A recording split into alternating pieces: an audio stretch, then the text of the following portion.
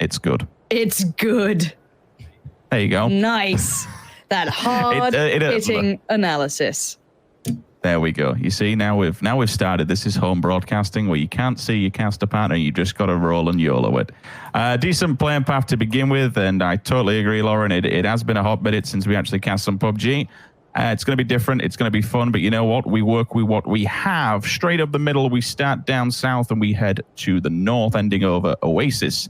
For some of these teams, again, I have been catching up on various teams where they go, where they like to do, but I always like to keep things fresh. I don't like to do too much, so when we get into these scenarios, it's not a big old guesswork. We just let the first game play out, right? Because it is, different groups, different teams facing off against each other, so it could, shuffle things around.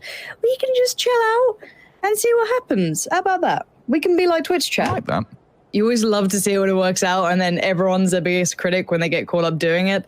One of the biggest teams who could have pressured them was Omaken, and they've just lost out on T-Bone there. I think he'd be able to be picked up. He just kind of, fumbled the parking. But Gemty's on it. It happens. It's a stressful time these days. He's not used to going outside, so driving a vehicle, a little complicated. It's tough. Further afield, over towards the west, two teams opting to go around Torre Moada. Still in the north, below Campo Militar, complete dead territory. There'll be a last-ditch attempt, should there be circle going up there. TSM, hot on the heels. Oh, no. DA lull, DA lull, DA lull. We even have the lull name in play as well, so I have no idea how this one's going to go down. Oh, lordy. Twitch chat is waiting. They are waiting with bated breath, just like, all right, here we go, guys. It's time for the spam. The fans are ready, the haters are ready. It doesn't really matter which way you want to cut it. But for now, there has been a loss of life. Smash has gone down, so DA going to have to operate with a little less than they'd like. 6 Mo's under fire, going to have to put up the barrier of those smokes to try and keep him safe. And we are seeing Liquid getting pressure too. Trade's coming out, but it's Dreams to find Furex. But the trade, who did they lose out on? It was K-Mine. So a bit of a loss to suffer with early on, and this split might have just really put them in a bad spot. James has to be very careful. He's out on an island, and the rest of his team are trying to help him out. But he has to be very cautious because nades, he's very much within range. I suppose that is kind of a good sign of the patch that we're playing on now with the nades adjustments, but it doesn't matter whatsoever because Tundo does see him, hits him and goes down, but unfortunately the grenade, the self-nade onto the teammate, it's those scenarios where you get one down, they've already taken and removed one player from them, you could have pushed onto that and done something because look how far Mexi is. He's damaged and he's at distance. Yes, he can provide overwatch of this fight, but really, if Ibby goes down, that's the entire team almost done with. Now they've got the player on the feed, it's time to move, but because it's so late, because it's so delayed, they're trapped and split between two very poor buildings. Rather exposed from the back lines, Mexi on top to try and do whatever he can to provide some level of cover. But we're talking about the grenades. You saw it with Jimbo trying to get inside the house. It did the initial damage to him. Now we've had the adjustments. We will see them still used and abused, but to what massive effect? The damage is not instantly killing players. This is kind of what we want to see. A few more bits of gunfight, but a second one through the letterbox is going to get the job done. Goes and follows up with the molly. Is he burning? Not quite yet, but it does force him to ease off on the res for now. Another nade comes in. That could flush. I think it might be behind the wall still. Yeah, he's fine. That one does it. So Liquid trying to snuff out the flames. That's a good nade too. That's going to be problematic. And that's another knock. So you can't go and challenge Liquid without expecting some consequences. They did get at least a 1-for-1 trade to begin with. And now as soon as Liquid kind of got their heels, tucked in and pulled themselves together, they've been able to kind of control the threat that was building. And as we see the circle kind of heading towards the hillside just south of Tierra Bronca, we're going to be looking at everyone else kind of moving in from the outskirts. DA still standing, even though less than they'd like. The southeast might get a little busy depending on this, but teams still have room to play with. This isn't going to be one of those circles yet where you're going to see too many issues. You've got to look towards that north, I guess, western area. The crater fields are a little open, so it will remove some of the available territory. The fourth man on the roster that Liquid are going up against has been knocked in the open. Initial team goes down. It is Noki. The final nail in the coffin there. Liquid gets the job done. That's some hardcore payback for the loss of K-Mind slightly earlier than what they anticipated. Oh, Vod. Bad now opening up onto DA. Finally a knock. And you spoke about DA's position, how they were out in enemy territory. Open waters here, and the Sharks are lingering around. Smokes are down. Vex, nice little Tilt to the left and right. Initial nade. You can hear the pins going. Looking for a target. The tree, though, has to be careful. If he gets the angle on the crest of that hill while he's throwing a grenade, he should be dead. This is a bit of a wraparound. Do they know where he is? Surely they have him dead to rights here in check. I'm surprised TSM haven't just put this all to bed yet. Maybe waiting on Miraku to get a good angle, and he's been able to find that, controlling that little ridge line and just fighting over the top of it. Well played by TSM, not overextending, but it looks like DA's managed to catch Fex. So an angle was found and it was punished. So TSM going to be operating with a little less than ideal. Bear in mind, this is online, of course, so some of the players I think had a couple of connection issues. So that's why you didn't see the full lobby at the start. Don't worry about it. They'll be in whenever we can get them in. Now, TSM is suffering a lot of problems. It wasn't just one that fell. Now Vard's gone down and people are seeing that there's weakness here. And they're going to try and pressure that. And I don't blame them. You see a bit of weakness. Phantom are right on the doorstep, knocking to come in. Iroh, a very strong player, though. Very individually talented. Trying to hold back, potentially, too. I think D-Mash is a little further off, so not really part of this hit. There's the first. Controls the angle. Wanderer, walk in no more. Iroh's going to back away from this if he can. But there's so many eyes looking towards him. That was a solid, like, 300-ish meter shot, maybe more, coming out from DA Lul. So, get your DA icons in chat. Get those emotes going. It brings so much the memes joy. come full circle. Yeah, and Angelo was alluding to that in the north as well. You did see that I think it's Tempest and the Diamonds were kind of clashing a little bit on that northern approach. So that's kind of been wrapped up or starting to be wrapped up. Wookie Bookie's nade is certainly going to do a lot of damage towards it. And yeah, there goes the Diamonds. That was over towards the north. They've kind of muscled them out of the area there. Not without the attention coming in from Unity, but they should be able to abscond away from that fight. D's from down low, going to snap up, gets one. Can he now capitalize on more? Spots the second.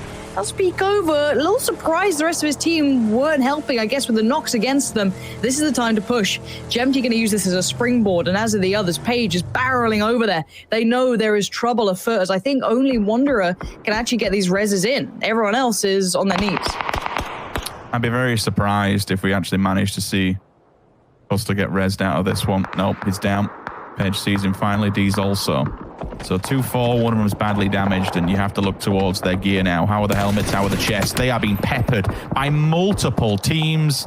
Nail in the coffin, and that's what you get. Omaken held at a knife edge. Held at gunpoint, should I say, more towards the backside, but a couple of knocks, and they react on those. Taking those opportunities are fantastic. That's what you want to see from a team. When one or two go down, rather than just sit and hope that they back off. Laza is... He's downhill, right? Yeah, he is all the way downhill in enemy territory. Example and him, both two solo snakes that could do damage to Na'Vi should they not be found. They're hindering Na'Vi's progress at the very least. Flashed up. Example, can't really see too much, and they've definitely caught a glimpse. Kemba there definitely spotted him, so more utility going to be put down. Example, going to try and make a mad dash out of there, but there's nowhere to run at this point. Pick wherever you want to die to or who you want to die to. Gaxy's going to get that reward as Laza on the kind of dark side of the hill. Good little turn on that. He's taken down Tab and Kemba. So somehow, considering Blazer in one of the arguably worst positions down in the city, there is one remaining, and he's made it forward. Everyone else, apart from El Gigant, who were in that 2-2 split earlier. Yes, it's fragile because you've got some individual snakes that are just laying down and not doing too much at the moment. Unity, time for them to make a move. 3 kills in the bag so far. Geared up and ready to rock and roll. The initial victim will be found. DA Lul goes down. Mitrelius, the next victim, should he be seen? He finally has. Shows his head and is forced to duck down. They can overpeak this because there's multiple players. They can go for the refrag if they want. If that nade bounces, it's going to be beautiful. He's already damaged. It's inside the smoke. But again, look at how little. Yes, the follow-up's there. But that just there shows you how little damage these nades are doing compared to what they used to do. You are now forced to fight. Here we go. Let's see what they've got here. They've been slowly building up in that southwesterly area, and they're trying to get some work done. And oh my word, you are lucky to be alive, being held by the tiniest of lips there. But it's Unity to push over, capitalize on one of the players being knocked and push it further. Ghoster does get one, but it looks a little too late in the day for this. Set goes down, sure, but Unity have other players still standing, 3 to be precise. And they've kind of dominated this side. So they can try and, clear a path for themselves to go forward. They do need to get rid of Ghost Star here. He's got a little bit of a hillside to work off, but on the other side, Omaken can definitely spot that out, but he does have a vehicle to play with. Pixel 1K, is that a flank coming onto ends, or is that you just trying to run for dear life? It's him trying to run for dear life. Ibi with the molly onto Rustenmar. That is a bloody long molly as well. To hit him at that range, Anzo would have shown it with the mouse cursor. Strong arms. That's a perfect spot. Big, strong arms. That's what they say about him. Looking across the board elsewhere, it's people just holding onto the edge right now. Gotta say, IG have a lot of players alive still. Unity are in a spot of bother. They took their time to work their way forward, caught the attention of just about everyone. So now you're going to see Omaken piling in on this. Already going to find one of them. Smoke's being put down, anything they can find. And Omaken have really got a good position to play out of here. You should see them starting to mop up a lot of these kills in this valley if they can play it well. They're pretty safe from a lot of the areas. Only thing they have to be aware of when you're going to be crunching yourself up like that into a corner, nades can be dead. I like this late split. Keeping T-Bone and Gemty back keeps that southeast side safe because that's, you know, where people would like low creep to the slow side of the circle. It's really nice. It's a really good play. Everyone else now has to switch into the gear of, okay, I might need to just switch into getting kills, which a couple of them are doing. Now we're seeing Liquid and Ents going back and forth, but I think Ents just lost out on Squeaky as well, so they're going to be down to potentially one. No, actually, Diggory's still on just about 1 HP. Ibby is the last man alive for Liquid, and there is Omaken just popping in, sweeping up, getting the points, and feeling happy about that too. So now Ibby can slot himself in here. There's a little bit of a defilade to fold himself into, and the bigger fight will be Unity, Omaken, IG, and Ibby's just hoping he can get away with some quiet and peace here. Also for Ibby, he actually has next fight survivability. When he's got a full helmet, his chest was only ever slightly damaged. To be carrying level 2s at this point that aren't completely battered, I think that's decent. It allows him to at least take one single fight. I don't know how he goes against all 4 players, but we've seen mad things before. He won with the bush. That's Ibiza's story now. Just sit there and don't make any noise. Omaken have already hit him shoot once, unless Paige has got that number Rito. There he is. Peekaboo, bye-bye. Liquid down in 5th, but a couple of kills underneath their names to boot. No helmet on the side of Paige. Like, Ira's just sat there like, this is sick. You guys got to fight it out. I'm just chill. I'll just prone around. I don't need to worry yet. Next circle might be a problem, but yeah, he can have a little shuffle down. Omaken feel pretty secure in this side, so they shouldn't be focused on this side of the hill. So he could probably just shift over, and yeah, these two are just going to knock 7 shades out of each other, and Unity going to try and move up at the same time. This is great for Omaken. 12 kills. The controlling line as well. It does look like one of the Unity players has made it across to the other side, though, or at least very close. So he might be able to kind of cause a problem here. Yes, there's one player down just to their left, so we'll see if he can be a problem down the line, or if maybe Vasku considers someone might have made the gauntlet run. Pyro's just slowly slithering his way down the hillside. And there is a very good potential they could get second place here for TSM. Omaken's position, been more on top of a hillside, and again we have these valleys. Gives them a few overview of all these fights that are going to be following around them. Vasco seems to keep checking this point, whether or not he's had a call that someone has been seen in the form of Iro, or if it's just a defensive stance. On the angle, nice peek. Does he realize one player is getting closer, though? Upside of this hill. Finally, Iro's been seen, I believe. Yep, there it is. The shot comes in. 4th place for them, but not bad. He actually managed to pull held on to it. A fair amount of points out of the bag there from one solo player. Yeah, I mean, not bad at all. A couple of seconds away from slipping into, you know, top 3 instead. So really well played. And I actually quite like that there's a player just down that hillside. I think there could be danger in the fact of that, just because he can keep them humble. But I feel like Orange is, you know, his days are looking a little numbered here, and he's going to do what he can. But surely this is Omaken's game. 4 alive, 16 kills. Huge performance in this group between B and C. And here comes the push. Let's see if he can do any damage along the side. There comes the nade. I think it's already been read. Paige seems aware that this could be a possibility. Utilities come down, and all the threats have been nullified, and it's Omaken with a huge victory. 17 kills, Rich. What a message. That's big. That is a lot of points. 27-point game to kick off the day.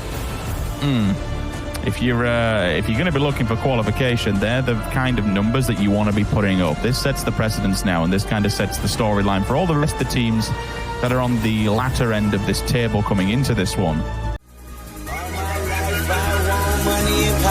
Respect my mind, no die from last y'all. I pray my dick get big as the Eiffel Tower, so I can fuck the world for 72 hours. Goddamn.